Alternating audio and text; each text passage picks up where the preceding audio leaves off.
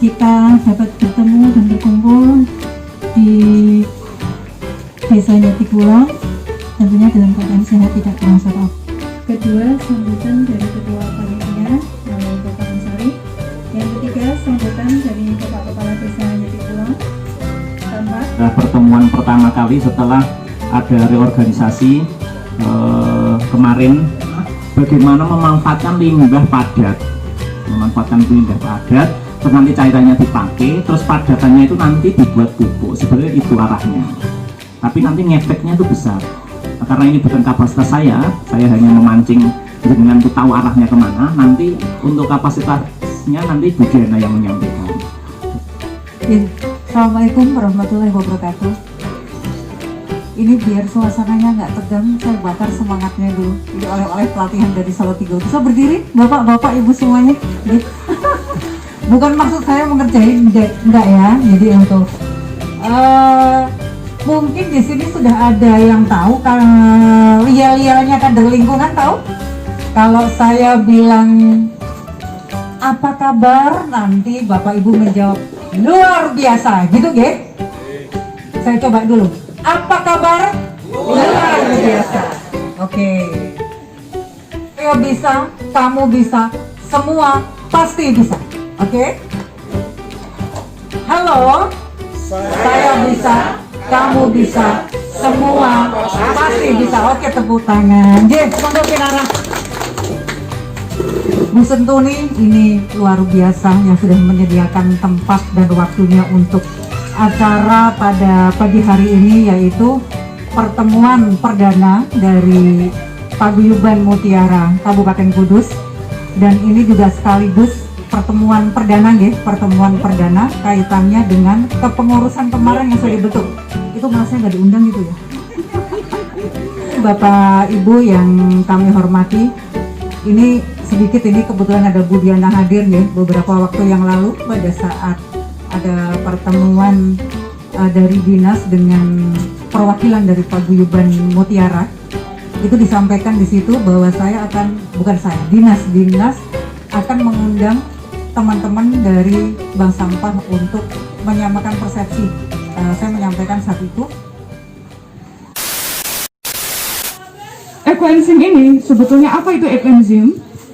Ya, bisa dilihat mungkin di sini loh, kok ini ada yang coklat, di sini ada yang kuning. Nah, ekoenzim ini adalah cairan multiguna ya, cairan ajaib, bisa dikatakan ajaib karena mempunyai banyak manfaat, yang terbuat dari limbah buah, ditambah gula, ditambah air ya. Cairan ekoenzim intinya ada ya 1, 3, 10. Untuk membuat ekoenzim 1, 3, 10. Satunya itu apa? Satunya adalah gula. Kebetulan saya tidak bawa gula atau molase. Contoh molase ya, gula merah, atau gula aren, atau gula tetes tebu. Ya, gula tetes tebu itu ada yang berbentuk bantakan atau yang molase seperti ini. Nah, kalau yang ini, yang coklat ini saya buat dari molase. Dari molase yang coklat ini, hasilnya seperti ini. Ini sudah 3 bulan fermentasi. Nah, yang ini awal kami buat itu menggunakan gula merah, Bu. Gula merah, gula Jawa, dan kita potong, kita rajang kecil-kecil ya. Itu lebih efektif memang menggunakan molase ini. Jadi sebelum kita awal praktek ekoenzim itu awal Agustus. Sebelum kita menemukan molase, kita menggunakan gula merah. Gula merah dipotong kecil-kecil, nanti dicampurkan dengan air. Sebelum ini kami sampaikan bahwa ekoenzim itu adalah cairan yang memberi manfaat bagi kita. Itu yang dikembangkan oleh Dr. Rosukan dari Thailand. Beliau mengabdikan dirinya untuk mengadakan penelitian selama 30 tahun untuk mengembangkan ekoenzim ini, dan pada tahun 2003 itu mendapat pengakuan dari PBB dengan FAO-nya, Food and Agriculture Organization, mendapat pengakuan PBB tentang ekoenzim ini. Jadi ini bukan murni dari Indonesia, tetapi kita mengadaptasi dari Thailand, ya. Dan penelitiannya sudah 30 tahun. Kemudian dikembangkan oleh Dr. Jun Un dari Malaysia. Beliau seorang self healing ya, mempelajari tentang self healing, penyembuhan pribadi dan juga pengobatan secara herbal. Artinya dikembangkan oleh beliau yang sampai ke Indonesia itu seperti ini. Dan kalau di Indonesia itu ada Ibu Feratan, itu beliau dari Batam. Beliau yang membuat grup, ada grup Ekoenzim Indonesia, ada grup Ekoenzim Nusantara. Itu nanti kalau misalkan panjenengan setelah praktek ini boleh gabung di Facebook, ada Facebooknya ya, Ekoenzim Indonesia, itu dengan Ibu Feratan. Kenapa kita membuat Ekoenzim? Bahwa penemunya Dr. Rusukan ini mengharapkan bahwa visinya Ekoenzim kita bisa mewariskan bumi yang sehat kepada anak cucu kita di masa depan. Visinya seperti itu. Memberikan bumi yang sehat, dan misinya menyelamatkan bumi dari pengrusakan. Tadi seperti Bu Nining bilang bahwa sampah organik seperti ini, Bu, ya. Jika tidak dikelola seperti ini, itu akan dibuang ke TPS, itu yang menghasilkan gas metan. Gas metan ini yang menyebabkan suhu bumi semakin panas atau global warming ya. Jadi semakin panas. Nah, itu kenapa sampah ini penting sekali. Bukan kita ingin cairan ini, tetapi bagaimana kita mengelolanya. Ya, sudah dibuat kompos, sudah. Tapi kadang seringkali orang buat kompos juga malas. Nah, tinggal ini bagaimana kita membuat ini menjadi yang berguna. Kita harus mikir ke depan, kenapa sekarang suhu bumi semakin panas? Kenapa? Banyak sampah organik yang tidak terkelola menunung di TPS. Harapannya setelah adanya ini, panjenengan lebih sadar bahwa eman-eman kalau ini dibuang, kalau dimanfaatkan itu juga memberikan manfaat yang luar biasa. Ya, itu tujuannya seperti itu. Oke. Jadi ini, nah, untuk membuat Ekoenzim, mungkin saya ceritakan ininya dulu. Membuat Ekoenzim, bahannya di sini ada sayur, terus ada buah. Yang paling penting untuk membuat Ekoenzim maksimal itu sayur 40%, tidak boleh banyak sayurnya, Bu. Kenapa? Nanti fermentasinya itu hasilnya tidak baik, kurang wangi, kurang segar dibanding dengan 100% buah atau banyak buahnya. Maksimal 40% kalau campuran sayur ya. Kalau misalkan 10 kilo berarti buahnya 6 kilo, sayurnya cukup 4 kilo. Nah, kalau untuk menghasilkan cairan Ekoenzim yang lebih bagus, itu semakin banyak macam buahnya, itu Ekoenzimnya semakin bagus, Bu. Jadi tidak satu buah ya. Jadi ada macam-macam buah, minimal 5, itu lebih bagus. Kalau misalkan buahnya 2 tidak apa-apa, tetapi itu juga memberi manfaat. Ini buahnya dulu. Apa buah yang boleh dan tidak boleh? Buah yang tidak boleh adalah buah yang mempunyai kulit keras. Seperti apa? Kulit durian. Terus apa lagi? Salak. Terus nangka. Ya, salak, nangka, terus ubi, ya, ubi singkong, terus kacang, itu tidak boleh. Karena apa? Terlalu keras. Untuk proses fermentasi 3 bulan itu dia akan hancur. Dan tidak boleh. Kalau nangka itu juga banyak mengandung getah, termasuk bunga-bunga. Kemarin saya sempat praktek menggunakan bunga kamboja Jepang. Ternyata itu tidak boleh. Karena bunga itu termasuk bunga yang mengandung racun. Jadi saya sempat fermentasi saya hasilnya apa? Hitam, Bu. Hitam. Rambutan boleh, Bu. Rambutan boleh. Kalau biji jangan ya, bijinya jangan di ini karena tidak terfermentasi dengan baik. Ya, itu buahnya ya, Bu. Terus setelah buah itu apa? Gula. Gula boleh menggunakan gula merah, gula tetes tebu cair seperti ini. Terus gula merah tebu yang batangan, gula aren itu boleh. Ya, terus air apa yang boleh dipakai? Air hujan boleh, air bekas AC boleh, air pam asal yang tidak mengandung banyak kaporit. Kalau yang mengandung banyak kaporit, palingnya didiamkan selama 2 hari, Bu. Ya, terus air sumur boleh. Air sumur boleh. Itu airnya. Terus Ekoenzim bolehkah dimakan? Tidak. Ekoenzim tidak boleh dimakan karena akan menyebabkan kebutaan kalau sampai masuk ke mulut. Walaupun ada dari di Ibu Weratan itu ada namanya air pelihara. Air pelihara itu air yang dicampur dengan ekoenzim, tapi kadarnya sedikit sekali. Satu drum 200 liter itu hanya 5 tetes ekoenzim. Itu sebagai air pelihara yang didiamkan selama 48 jam atau 2 hari, itu baru bisa dipakai. Itu hanya 5 tetes untuk 200 liter. Jadi makanya mungkin kalau yang tidak ini mau tidak menggunakan untuk konsumsi makan atau itu, sebaiknya mungkin mengurangi ya Bu, takutnya nanti takarannya terlalu banyak malah diminum. Nah ini, itu ada informasi seperti itu. Ya. Jadi tadi air sudah, terus buah sudah, sama gula ya, gula. Terus untuk membuat Bu, 1, 3, 10.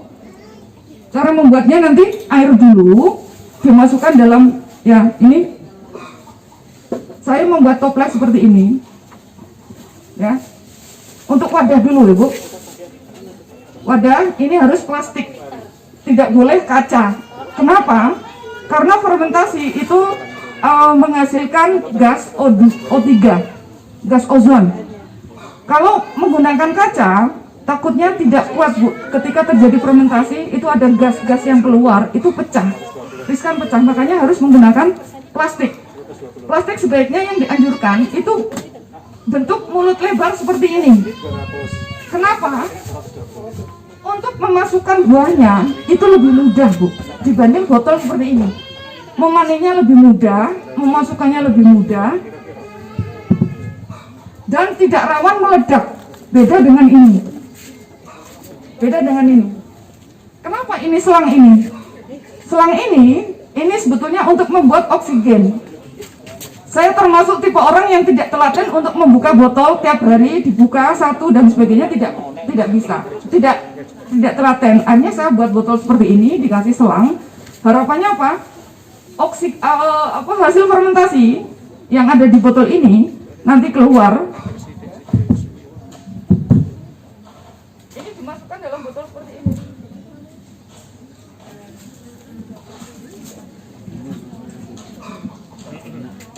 Nah, seperti ini Bu. Ini gas yang dari botol ini akan masuk ke air. Gasnya keluar di air. Nah, tapi udara dari luar tidak bisa masuk ke dalam sini. Karena prinsip fermentasi ekoenzim adalah anaerob. Udara tidak boleh masuk ke dalam botol atau tempat untuk fermentasi. Nah, kalau ini mulutnya kecil, gas yang keluar itu kadang banyak. Makanya ketika proses fermentasi pertama, ya, ketika di awal fermentasi di minggu pertama, kenapa dianjurkan untuk dibuka botolnya seperti ini Bu? Dibuka pelan-pelan, nanti akan bunyi ces. Begitu ces, itu berarti gasnya keluar. Nah, bagaimana jika dalam 1 hari 2 hari kok lupa membuka ininya? Bisa saja ini begitu ini langsung meledak. Banyak yang sudah kejadian seperti itu. Karena kami sudah praktek di SD Italia Islam dengan Bapak Ibu guru di Murah Indah dengan PKK. Kami mengajak semuanya. Dan ternyata dari testimoni ibu-ibu yang menggunakan ini di video, Bu, punya saya meledak, nangis anaknya. Ibunya mau buka, dibuka nang seperti ini. Ternyata apa? Nangis kencang banget ini ya, panas. Nah, saya termasuk yang suka membuat dengan toples seperti ini Bu. Untuk pembuatan ini, ya wadah harus plastik. Tinggal nanti panjenengan mau menggunakan plastik yang ember, yang drum, yang toples seperti ini. Prinsipnya wadah itu dipakai maksimal 60%. Kalau misalkan toples ini kapasitas 5 liter, maka saya hanya boleh menggunakan 3 liter diisi air. Kenapa? Karena sisa ruang itu untuk gas hasil fermentasi. Butuh ruang. Gasnya itu butuh ruang untuk bisa menampung gasnya di situ biar tidak keluar. Kalau nanti ini keluar tutup bisa melembung Bu. Ya, kalau misalkan kapasitas 5 liter, diisi 5 liter, nanti bisa menggelembung karena gasnya terlalu banyak. Ini bisa meledak. Jadi maksimal berapa? 60%. Nah, ini contoh di drum ini. Drum ini adalah kapasitas 200 liter. Jadi kita hanya bisa pakai 160 liter, 120 liter nanti. 120 liter, gulanya berapa, Bu? Ya, 1, 3, 10. 1, 3, 10. Ini 200, ya. 260%-nya air itu berapa? 60%-nya dari 200 berapa? 120 liter. Terus gulanya berapa? 1, 3, 10. Gulanya kan 1 bagian gula, 3 bagian buah, 10 bagian air. Kalau airnya 120, gulanya berapa? 20 apa itu, Bu? Liter apa? 120 liter, Bu. 120 liter. 2 liter. 12 kilo. Ya, 12. Jadi ininya gini. Kalau airnya 120, berarti gulanya nolnya dikurangi 1. Kalau airnya 10 liter, gulanya 1. Nah, 1 gram, 1 on ya. 1 on. Ya. 1 gula, 3 bagian buah, limbah buah, 10 air. Jadi gula itu selalu berbanding lurus dengan air. Tinggal nolnya dikurangi, Bu. Kalau misalnya ini 10 liter, oh berarti ini 1 kilo ya. 10 liter jadinya 1 kilo. 1 liter berarti 1 on. Buahnya berapa? 3 on. Ya, jadi kalau air 1 liter, buahnya 3 on, gulanya 1 on. Nah, caranya bagaimana? Caranya nanti air diisi dulu, ini 120, terus diisi gula dulu. Diisi gula dengan cairan, terus diaduk dulu rata. Setelah rata, nanti baru buahnya dimasukkan, dicampur, terus ditutup rapat. Nah, kapan boleh dibuka? Di awal fermentasi, di minggu pertama boleh dibuka. Ya. Terus buah yang tidak boleh apa? Jika buah busuk, jangan. Buah yang berbelatung. Kalau buahnya sudah busuk tapi tidak berbelatung, boleh, Bu. Ya, boleh. Asal jangan, kalau ada belatungnya jangan dicampurkan, Bu. Karena apa? Nanti kalau pembuatan ini dalam skala besar itu lebih riskan. Karena saya sudah pernah bikin dari drum juga. Perawatan menggunakan drum dengan menggunakan ini itu lebih repot yang ini. Karena itu rawan sekali muncul maggot atau belatung jika tutupnya tidak kencang.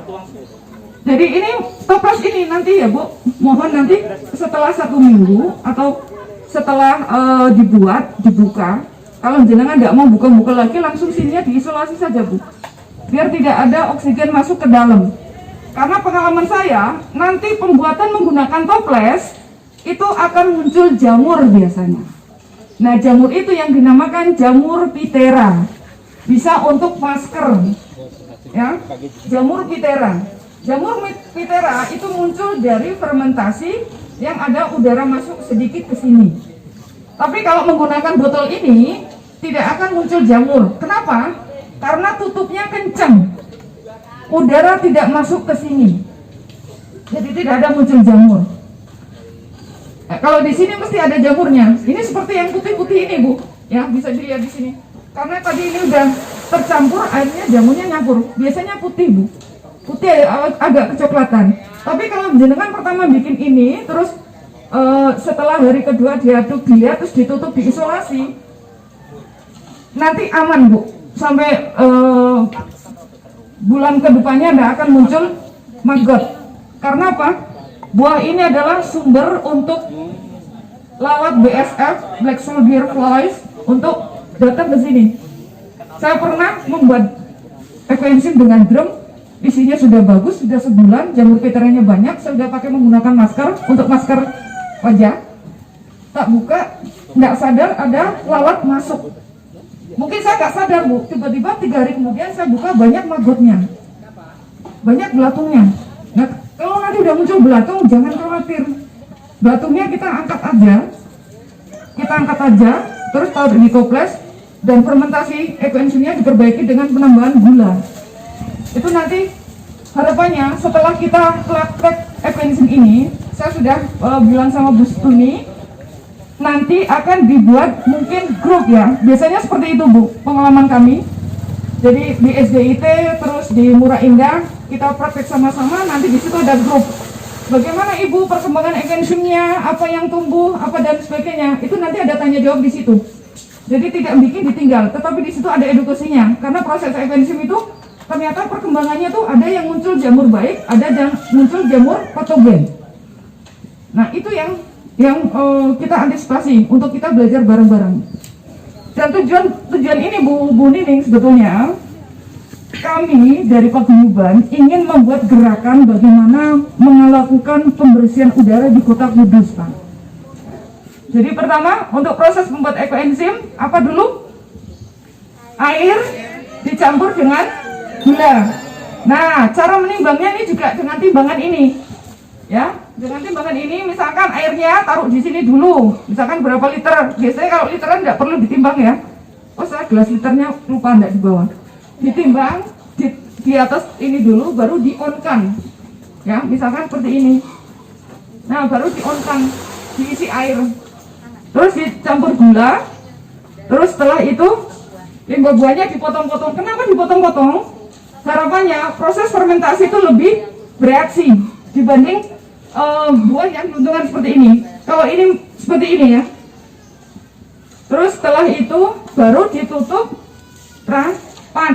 Ditutup rapat selama sepekan. Panjenengan boleh membuka. Oh hasil ekoenzim itu gini ya. Oh ternyata kok ini muncul jamur. Kenapa ini tidak? Nggak masalah. Nggak masalah. Setelah sepekan untuk yang pembuatan dengan toples, mohon jika tutupnya tidak kenceng itu dilakban atau diisolasi. Biar nanti di sini tidak muncul sebulan kemudian tidak muncul belatung. Itu biar semangat. Kita juga punya yel-yel. Salam 3R ya. Salam 3R. 3R itu Ibu pasti sudah tahu ya. Apa Ibu? Reduce, reuse, recycle ya. Kalau kita bilang salam 3R, reduce, reuse, recycle, yes. Please monggo berdiri Bu, biar kita juga semangat. Monggo Mbak, ayo monggo. Ya, salam 3R, reduce, reuse, recycle, yes. Ya, terus kalau saya bilang ekoenzim, tadi kan bilang Bu Nining bilang halo. Kalau saya bilang ekoenzim, saya bisa, kamu bisa, semua pasti bisa. Ya, oke. Ekoenzim, saya bisa, kamu bisa, semua pasti bisa. Yes, semangat, kurang semangat. Ulangi. Ekoenzim, saya bisa, kamu bisa, semua pasti bisa. Yes, tepuk tangan lu semuanya. Apa ada pertanyaan Bapak Ibu? Tidak ada? Jika tidak, oh ya monggo. Iya gimana Bu? Iya. Bisa. Ekoenzim itu tidak kadaluarsa Bu. Iya. Bisa disimpan lama. Bisa disimpan lama. Dan di sini ada manfaatnya banyak Bu. Ini merendam kaki untuk detok boleh. Terus untuk membersihkan kloset boleh ya. Ini manfaatnya banyak banget. Ada membersihkan kompor dan area dapur, mencuci piring, mencuci pakaian, mengepel lantai, mencuci kamar mandi, membersihkan kloset, menghilangkan pestisida, inseksida pada sayuran dan buah-buahan, obat kumur dan gosok gigi, untuk mencuci rambut, mandi, cuci tangan, cuci muka, hand sanitizer, pembersih udara, untuk detox, untuk bisul atau luka. Dan biasanya saya ketika ada luka gatal Pak, saya semprot dengan itu kering. Atau saya pakai Mama Enzim. Mama Enzim itu cepat sekali. Kalau untuk mengeringkan luka, itu yang sudah saya praktekkan. Saya sudah merendam gunting, sukses. Saya pakai penjernih air di akuarium, alhamdulillah jadi jernih. Terus untuk pupuk di tanaman, untuk campuran itu saya sudah praktekkan juga. Terus untuk mandi Bu, untuk mandi saya campur sabun mandi dengan cairan ekoenzim dan air sudah saya praktekkan juga Bu. Dan untuk ngepel, kalau untuk ngepel satu botol ini dituang ke satu ember. Itu sebelum 3. Nah, cairan ekoenzim itu fermentasinya merubah dari gula menjadi alkohol, terus menjadi asam, dan terakhir menjadi enzim. Ya, jadi gula, alkohol, asam, dan enzim. Makanya pH-nya, ya, membawa pH meter. Ini alat pH meter. Ini mengukur ekoenzim. Ya, ekoenzim yang baik, ciri ekoenzim yang berhasil, baunya wangi, tidak bau got. Hati-hati, kalau misalnya panjenengan bikin ekoenzim baunya got berarti gagal. Kalau gagal gimana? Dibuang? Jangan. Masih bisa diperbaiki dengan penambahan gula 50%. 50% dari sebelumnya. Ini pH meter, Bu. pH meter bisa dicek di sini. Kalau biasanya 1 bulan ekoenzim pH-nya 3,6. 3,6. Kalau sudah 3 bulan ya paling turun 3,4. Setelah 1 bulan turunnya tuh sedikit. Ini paling 3,4, 3,3, 3,5. Intinya ekoenzim yang bagus di bawah 4, pH-nya di bawah 4. Ini carinya asam. Jadi intinya ekoenzim panjenengan sukses itu jika dibuka baunya seperti fermentasi, tidak bau busuk. Intinya gitu aja. Nggak usah misalkan, saya nggak punya pH meter, nggak usah diukur pakai ini, nggak apa-apa. Intinya parameternya itu.